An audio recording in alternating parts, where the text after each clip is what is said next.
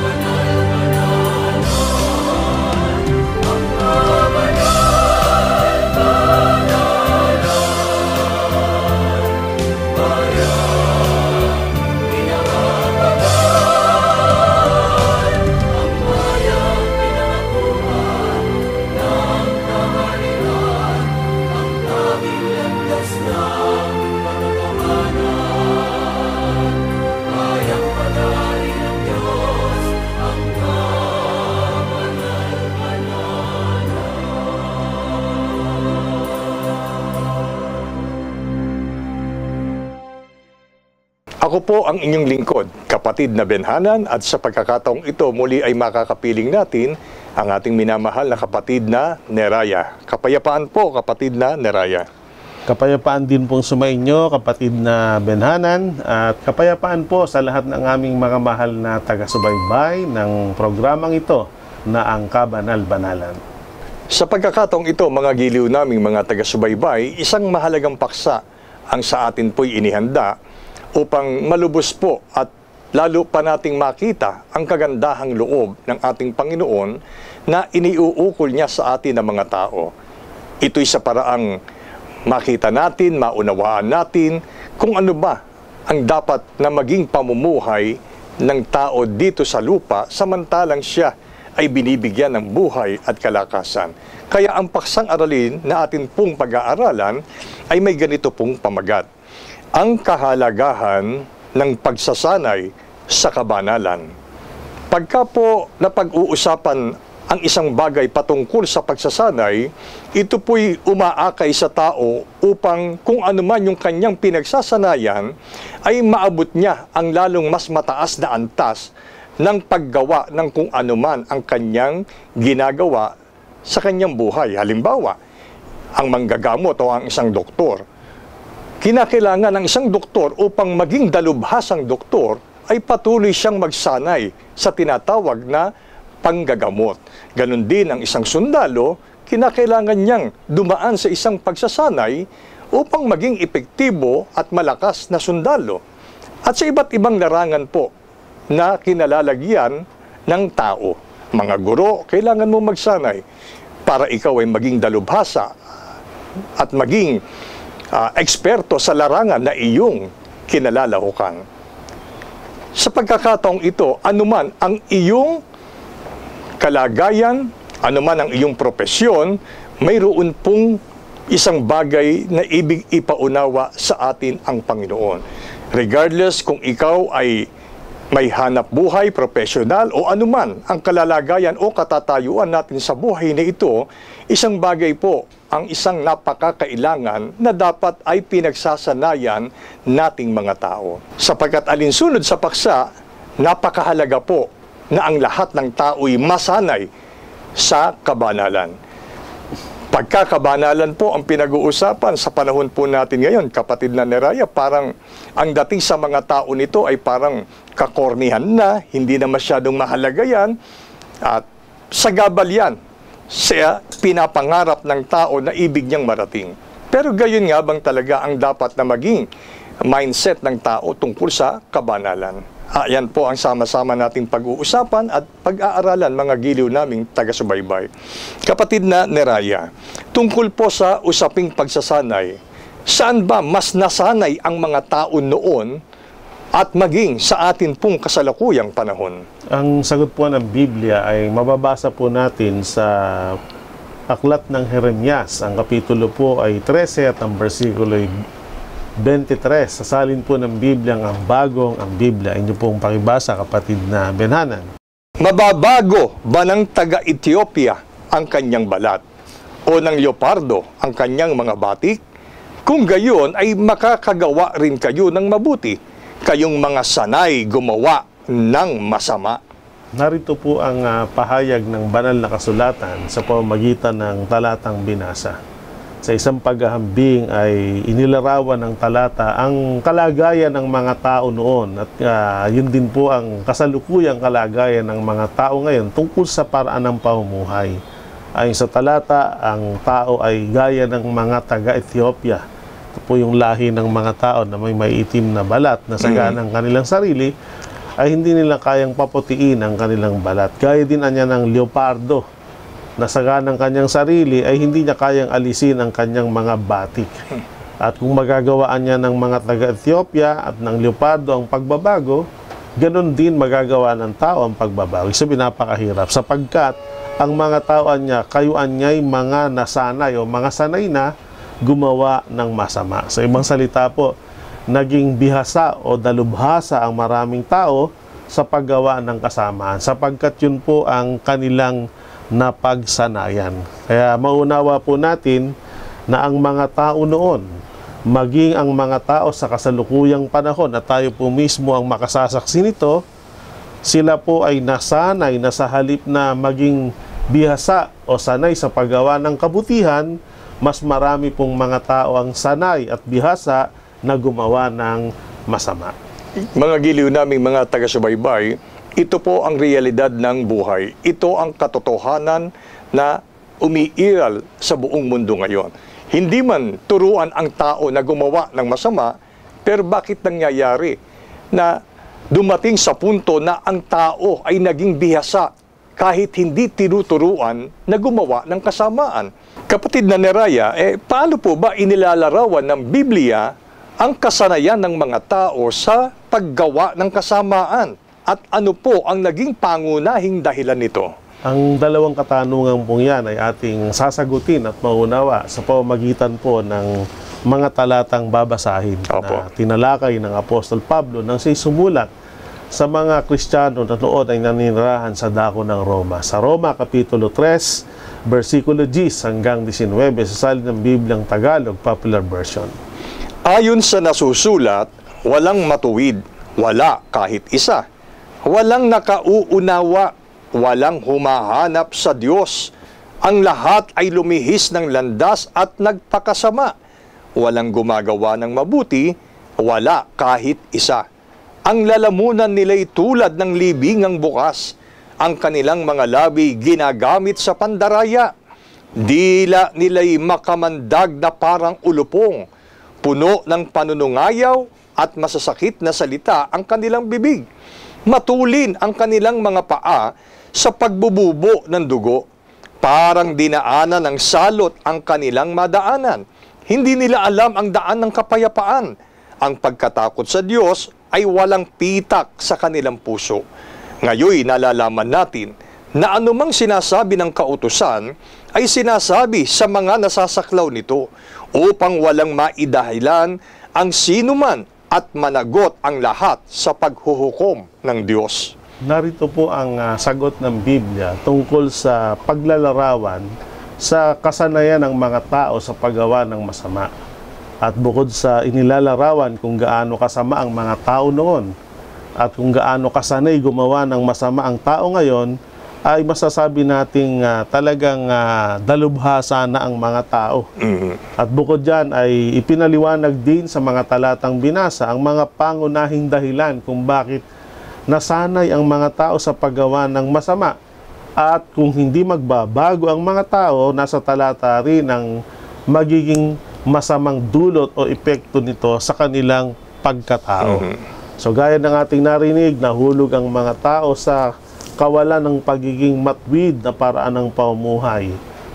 Walang tao niya na humahanap sa Diyos, ang lahat ay lumihis ng landas, gumawa ng kasamaan, at ang bibig ng mga tao ay bihasa rin sa mga pagsasalita ng kasamaan. Ginagamit niya sa panunungayaw, ginagamit sa mga panlalait o masasakit na salita. At ang pamumuhay ng tao ay napakadaling magdesisyon para gumanti ng masama sa mga taong gumagawa sa kanilang masama, kahit humantong sa pagpatay o pagbububo ng dugo. Kaya dahil dyan, ang mga taoan niya ay wala ng kapayapaan, nagkaroon na ng kaguluhan. At ang lahat ng mga ito ay ipinakita yung 4 na dahilan sa talata. Dahil anyang mga tao ay humantong sa walang pagkaunawa tungkol sa kalooban ng Diyos. Dahil hindi nga po nahilig ang mga tao na pakinggan ang mga aral at turo ng Panginoon. Kaya dahil doon ay kinapos ang mga tao sa pagkaunawang kailangan sana para makapamuhay sa matwid na paraan ng pamumuhay. At ang mga tao, wala niyang humahanap sa Diyos. Sa halip na ang Diyos ang kanilang hanapin sa kanilang buhay, ang hinahanap ng tao yung bagay na makapagpapasaya sa kanya na nagdadala sa tao sa pagkakasala.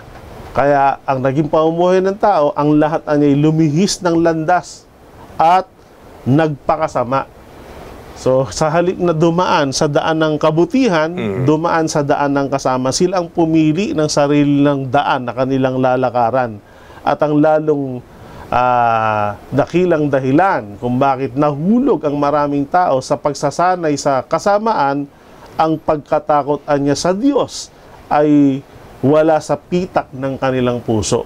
Kasi po napakahalaga, ang tao ay nagkikimkim ng banal na takot sa Panginoon eh. Yun po yung pumipigil sa tao para gumawa ng masama. Pero once na nawala sa tao, nawala sa kanyang puso yung banal na pagkatakot sa Diyos, yun na ang nag-uudyok sa tao para lahat na ng uri ng kasamaan, ng krimen, lahat na ng masasamang salita ay masasabi ng taong walang kinatatakutang Diyos. So yun po yung mga dahilan kung bakit sa halip na masanay sa kabutihan, ang mga tao ay mas nasanay sa gawang kasamaan. Pero ang babala, sabi sa Biblia, kapag ang tao ay hindi nagbago, pagdating ng takdang araw ng paghuhukom, ay pananagutan ng tao ang kanyang masasamang naging gawain. Yun po, kapatid na Benhanan. Mga giliw naming mga taga-subaybay, ako po ay naniniwala na kung kaya kayo ay nandiyan, sumusubaybay sa amin, ay sapagkat hindi tayo nabibilang sa mga tao na walang pitak sa kanilang puso ang pagkatakot sa Diyos. Alam ko po, mayroon kayong pagkatakot sa Diyos. At yan ay ipinagpapasalamat namin sa Panginoon sapagkat yan po ang number 1 na dapat ay naiingatan natin sa ating kalooban. Yun po yung bumabakod at dapat na maging bakod sa tao upang hindi siya tuluyan na magtuloy-tuloy sa paggawa ng kasamaan. Sapagkat kung wala ng pitak sa puso ng tao ang pagkatakot sa Diyos, yan po yung panahon na hindi na siya mapipigilan sa paggawa ng kasamaan. At dahil dyan, mga giliw naming mga taga-subaybay, ano po yung kailangang pagbabago, kapatid na Neraya, na kailangang maganap sa paraan ng pamumuhay na nakasanayan ng mga tao? Ang payo po ng Apostol Pablo ay mababasa po natin sa kanyang pagsulat kay Timoteo. Sa unang Timoteo, Kapitulo 4, versikulo 7. Dadapwat itakwil mo ang mga kathang masasama at walang kabuluhan, at magsanay ka sa kabanalan. Dalawang mahalagang bagay po ang ipinayo ng Apostol Pablo bilang pagmamalasakit sa atin na kanyang mga minamahal na kapwa-tao. Ano po? Ito'y sinabi niya noon kay Timoteo at kaya nasulat sa Biblia ay para din pakinabangan natin. Ano po yung ating narinig?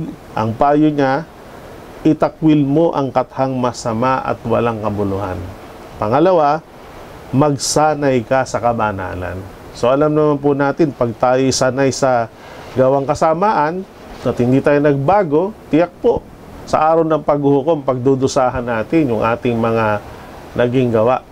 Alam po namin na tayong lahat ay hindi naghahangad na dumating yung araw ng paghuhukom na sa halip na gantimpala ay parusa ng Diyos ang ating kahinatnan. Okay. Kaya ang payo ay may panahon pa po para yung mga kinasanayan nating masasamang salita, kinasanayan nating masasamang gawi at ugali o gawain, yan po'y ating itakwil o talikuran. Mga magbago tayo sa ikabubuti. At pagkatapos nating talikuran at iwanan yung mga nakasanayan nating mga lisyang gawain, ang kailangan naman nating pagtuunan ng pansin, yung magsanay tayo sa kabanalan. Yun po, mga giliw naming taga-subaybay, ang pagsasanay o paggawa ng kabanalan ay hindi po opsyon na para bang sinasabi ng tao na pwede kong gawin yan, pwedeng hindi ko gawin. Ngayon po ay sinasabi sa atin, isang kautosang mula sa Panginoon na dapat po ang tao'y masanay sa paggawa ng kabanalan. Sapagkat kung ito ang gagawin ng tao, magiging sanay siya sa paggawa ng kabanalan, ay tiyak po mayroong gantimpalang naghihintay sa kanya. Pero sa isang banda naman, kung mananatili tayo na sanay na gumagawa ng kasamaan, tiyak ang kaparusahang darating sa tao. At doon tayo iniiiwas ng ating Panginoon, mga giliw namin, mga taga-subaybay. Kaya sa ngayon, napakakailangan po na alamin natin, papaano po ba, kapatid na ni Raya, ang paraan ng pagsasanay sa kabanalan at gaano po ito kahalaga sa atin na mga tao? Ang sagot po ng Biblia, mababasa natin sa 1 Timoteo, Kapitulo 4, versikulo 8. Sasalin po ng Biblia ng Tagalog, Popular Version. May mapapakinabang sa pagsasanay ng katawan, ngunit higit ang pakinabang sa pagsasanay sa kabanalan sapagkat may pangako, hindi lamang sa buhay na ito, kundi maging sa buhay na darating. Narito po ang paghahambing ng Apostol Pablo tungkol sa kahalagahan na masanay tayo sa kabanalan. Sabi niya una, may mapapakinabangan kapag ang tao ay nagsagawa ng pagsasanay sa katawan. Ano ba yung isa sa tinutukoy na pagsasanay sa katawan? Halimbawa po, yung exercise, pagsasanay sa katawan. Pag tayo mahilig mag-exercise o mag-ehersisyo, sinasanay natin ang katawan, ang benepisyo nito ay lalakas ang ating katawan, lulusog tayo, at magiging maayos ang ating figure o figura. Pero yun pong maayos na figure ng ating katawan, yung malusog at paglakas, ay sinabi ng Apostol Pablo, yan po'y kaunting pakinabang lang, na kung ihahambing na ang pagsanayan natin ay kabanalan. Pag tayo nagsanay sa kabanalan, higit ang pakinabang nito. Sapagkat ito anyay mayroong inilalaan ng Diyos na pangako o gantimpala sa mga taong nagsasanay sa kabanalan. May pangakuan niya sa buhay na ito, sa present life, at may pangako na gantimpala ang Diyos sa buhay na darating, sa future life. Kaya sa present life at sa future life, papakinabangan natin ang pagsasanay sa kabanalan. Kaya ibig sabihin po, mga giliw naming mga taga-subaybay, ito'y humihikayat at ang Diyos ay hinihikayat po ang mga tao na totohanin po natin ang pagsasanay ng kabanalan. Sapagkat ang pangako ng Diyos, kung sa pagsasanay ng katawang ito meron tayong konting pakinabang, pero wala, hanggang doon lang, sa buhay lang na ito. Pero sabi ng Biblia, kung tayo'y masasanay sa kabanalan, ang pangako ng Diyos, hindi lang natin ito pakikinabangin sa buhay na ito, kundi maging sa buhay na darating na ang tinutukoy po ay ang buhay na walang hanggan. Kaya ngayon ay binubuksan po ang ating kamalayan, binubuksan po ng ating Panginoon ang atin pong kaalaman at kaunawaan upang makita natin ang kahalagahan ng pagsasanay ng kabanalan. Kaya sino tayo para tumanggi sa napakabuting paanyaya ng ating Panginoon, di po ba? At siyempre, samantalang tayo'y nasasanay sa kabanalan, darating din sa atin yung tinatawag na kapayapaan. Mawawala sa atin yung mga kabalisahan, yung tinatawag na kalituhan, yung tinatawag na stress na alam natin, yan po ay laganap sa mga tao ngayon. Basta tayo'y magsanay sa kabanalan, ang Diyos ang gagawa ng paraan upang tayo ay maging panatag sa buhay na ito at higit sa lahat, may pangako sa buhay na darating. At yun po ang pangako ng Diyos sa atin. Kaya nga, sa pagkakataong ito, kapatid na Neraya, ano po ba yung pangako ng Diyos sa buhay na ito na tinutukoy ni Apostol Pablo? May pakinabang sa buhay na ito o present life, mga minamahal naming taga-subaybay, sa mga nagsasanay ng kabanalan. Inilarawan po yan ng Biblia sa pamamagitan ng talata na nakasulat po sa Apokalipsis, Kapitulo 3, versikulo 10. Darito po ang pangako ng Diyos sa buhay na ito sa mga taong katulad natin ay naglaan ng oras ng panahon para makapagsanay sa gawang kabanalan o mga gawang kabutihan. Pakibasa niyo po, kapatid na Benhanan. Sapagkat tinupad mo ang salita ng aking pagtitiis, ikaw naman ay aking iingatan sa panahon ng pagsubok na darating sa buong sanglibutan, upang subukin ang mga nananahan sa ibabaw ng lupa. Maliwanag po ito, mga mahal naming taga-subaybay, ayon sa salita ng Diyos. Sa pamamagitan ng kanyang tapat na pangako ay kanyang sinabi, dahil tinupad mo ang mga salita ng aking pagtitiis, ibig sabihin, sa ngalan ng kabanalan, nagtiis ka na matupad yung aking mga ipinag-uutos, yung mga gawang kabutihan sa kapwa, yung mga gawang paglilingkod sa ating Panginoong Diyos, at mga iba't iba pang mga bagay ng kautosang bumabanal sa ating pagkatao.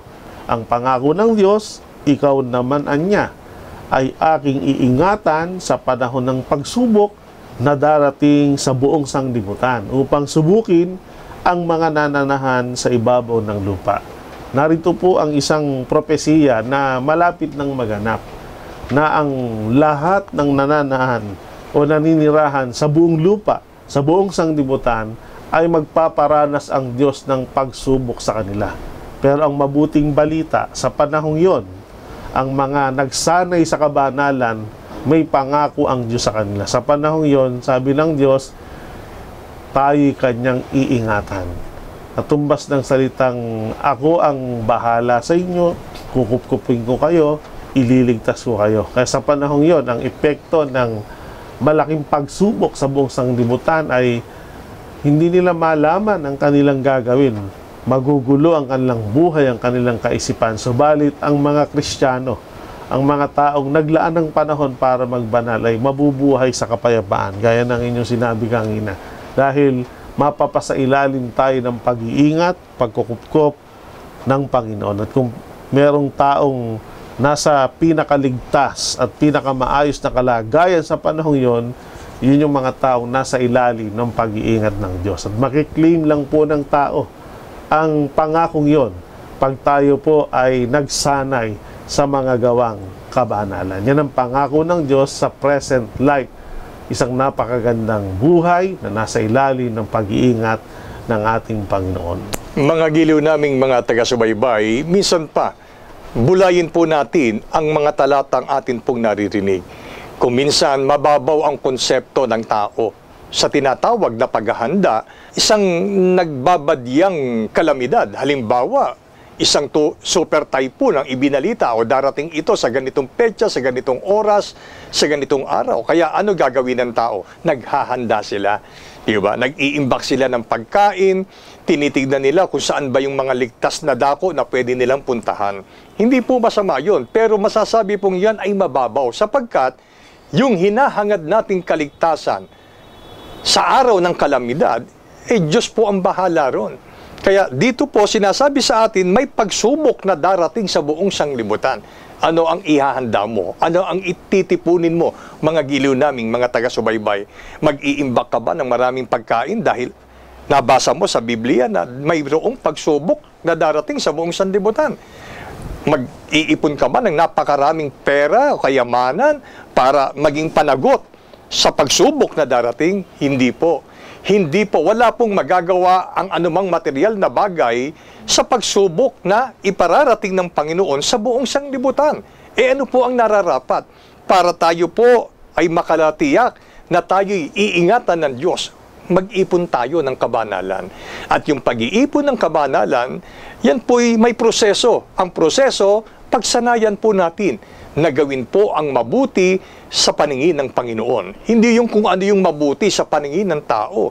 Kasi may mga tao na para sa kanila ito mabuti, pero hindi ayon sa kalooban ng Panginoon, kapatid na Neraya. Opo. Kaya ngayon po, binubuksan po sa ating kaisipan na at the end of the day, sa Diyos pa rin tayo hihingi ng tulong. At para mangyari yung tulong na hihingi natin sa Panginoon, hindi mo pa hinihingi, nakalaan na sa iyo kung tayo po ay magsasanay ng kabanalan. Kapatid na Neraya, kanina sinabi may pakinabang ang pagsasari ng kabanalan sa buhay na ito, at yun nga po yung pag-iingat ng Diyos sa lahat ng pagsubok na darating sa buhay natin at sa buong sanlibutan.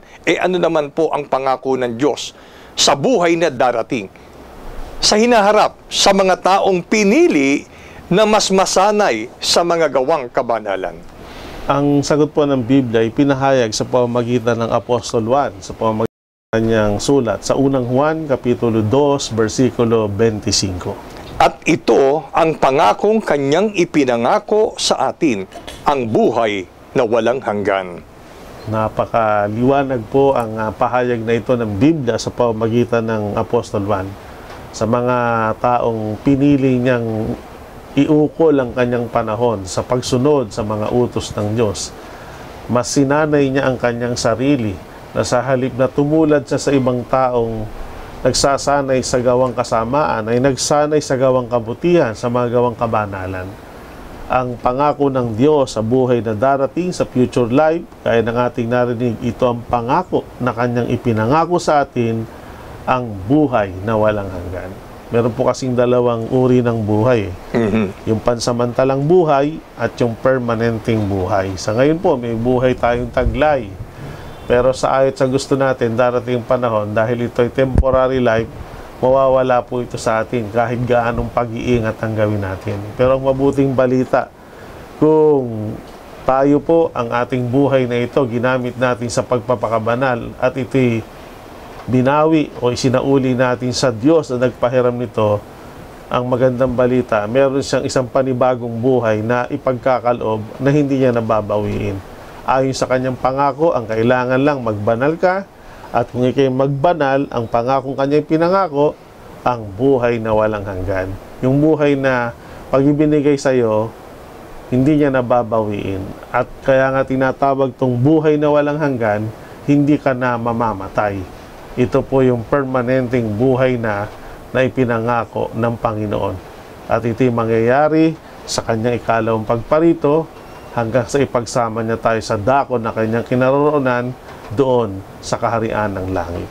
Ayun po mga giliw naming mga taga-subaybay.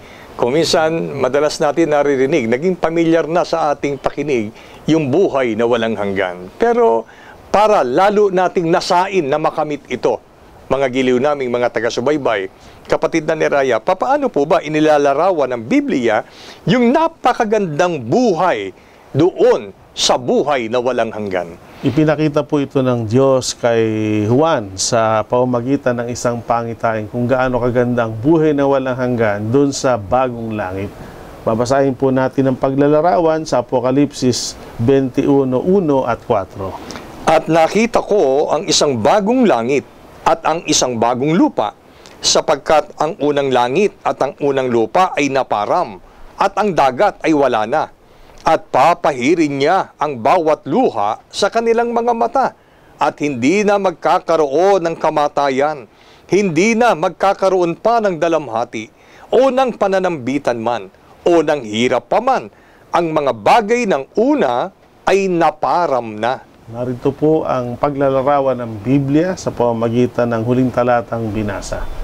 Kaya ng ating narinig, darating ang panahon, itong nakikita nating lupa at ang nakikita nating langit ay mapaparam sa ng dagat.